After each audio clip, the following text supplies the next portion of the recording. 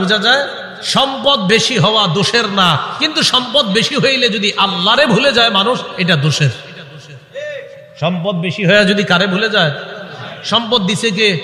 এখন আল্লাহ ভুলে গেছে। নবীজি বলেন, আমার আশঙ্কা অতীত জামানার মানুষ যেমন সম্পদ পেয়ে প্রতিযোগিতায় নাইমা আল্লাহরে ভুলে গেছে, তোমরাও আল্লাহকে ভুলে যাবা, এটা আমার আশঙ্কা। আল্লাহ আমাদেরকে হেফাজত করে।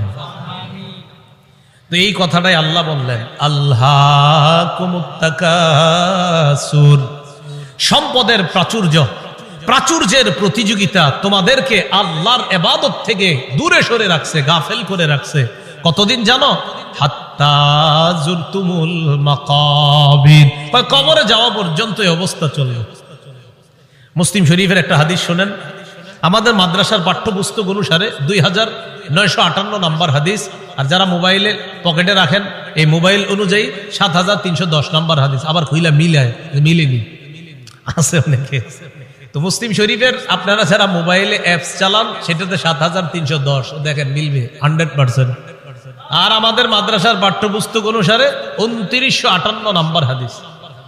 এই হাদিসের মধ্যে আসছে রাসূলুল্লাহ সাল্লাল্লাহু আলাইহি ওয়াসাল্লাম বলেন, قال رسول الله صلى الله عليه وسلم يقول ابن آدم مالي مالي وهل لك يا ابن آدم إلا ما أكلت أو لبست أو تصدقت।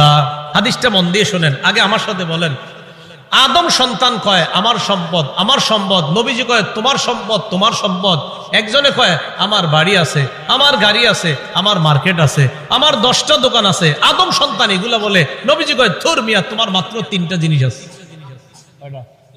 না আমরা কই আমার 10 কাঠা জায়গা আছে, 20 বিঘা জমিন আছে, নবী কয় 3টা জিনিস আছে। এবার মন দিয়ে শোনেন হাদিসটা, বলেন আমরা বলি আমাদের এটা আছে সেটা আছে, নবী কয় সম্পদ 3টা। বলেন কয়টা? 3টা।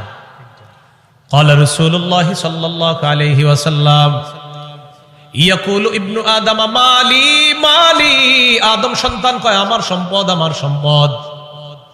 وهل لك يا ابن آدم من مالك إلا ما أكلت فأفنيت, ও আদম সন্তান তোমার 3টা সম্পদ। 1 নাম্বার সম্পদ যা খাইলা, খাওয়ার পর শেষ করলা, পিছনের রাস্তা দিয়ে বের করলা, এটা তোমার 1 নাম্বার সম্পদ।